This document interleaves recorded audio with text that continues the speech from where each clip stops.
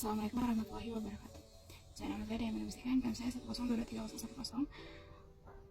Konsep AI menurut Rich tahun 1991. AI atau kecerdasan buatan adalah sebuah studi tentang bagaimana membuat komputer mengerjakan sesuatu yang dapat dikerjakan oleh manusia.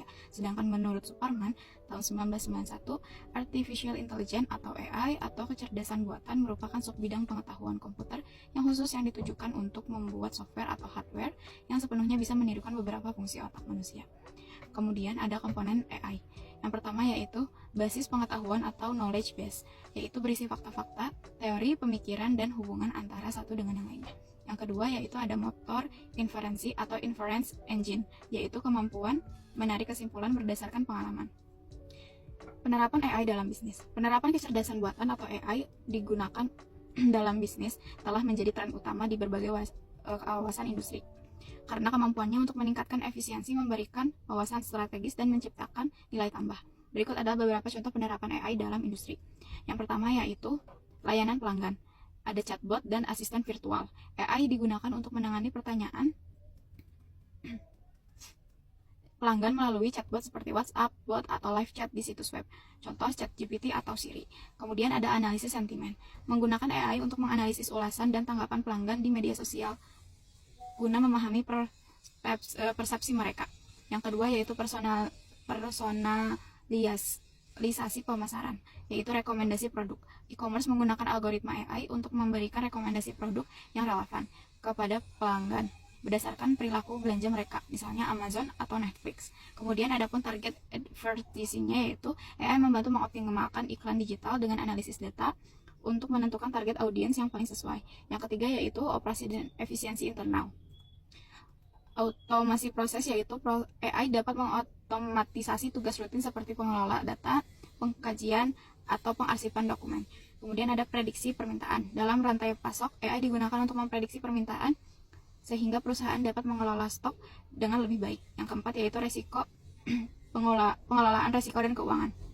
Analisis kredit, AI dapat menganalisis data pinjam untuk menilai resiko kredit dengan lebih cepat dan akurat. Deteksi penipuan, AI dapat mendeteksi aktivitas yang mencurigakan dalam transaksi keuangan real time. Kemudian ada pun, apa itu AI? Berpikir seperti manusia. Yang pertama yaitu diperlukan cara untuk mengetahui bagaimana manusia berpikir. Yang kedua yaitu diperlukan pemahaman tentang bagaimana pikiran manusia bekerja. Terus bagaimana caranya? Yang pertama yaitu melalui introspeksi atau mawas diri, mencoba menangkap bagaimana pikiran kita berjalan. Yang kedua yaitu melalui percobaan psikologis. Kemudian ada pun berpikir secara rasional, yaitu cara berpikirnya memenuhi aturan logika yang dibangun oleh Aristoteles, yaitu pola struktur argumentasi yang selalu memberikan konklusi yang benar bila premis benar, kemudian menjadi dasar bidang logika. Tradisi logis dalam AI adalah membangun program yang menghasilkan solusi berdasarkan logika. Problemnya yaitu pengetahuan informasi sukar diuraikan dan dinyatakan dalam bentuk notasi logika formal. Dan yang terakhir yaitu penyelesaian secara prinsip versus praktis. Kemudian ada pun bertindak rasional. Bertindak secara rasional artinya bertindak di dalam upaya mencapai goal. Di dalam lingkungan yang rumit tidaklah mendapatkan rasionalisasi sempurna yang selalu melakukan sesuatu dengan benar, yaitu rasionalisasi terbatas.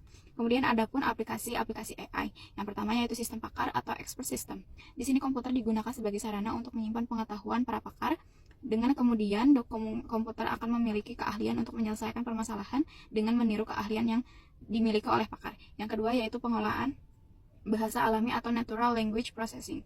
Dengan pengolahan bahasa alami ini diharapkan user dapat berkomunikasi dengan komputer dengan menggunakan bahasa sehari-hari. Yang ketiga yaitu ada pengenalan ucapan atau speech recognition.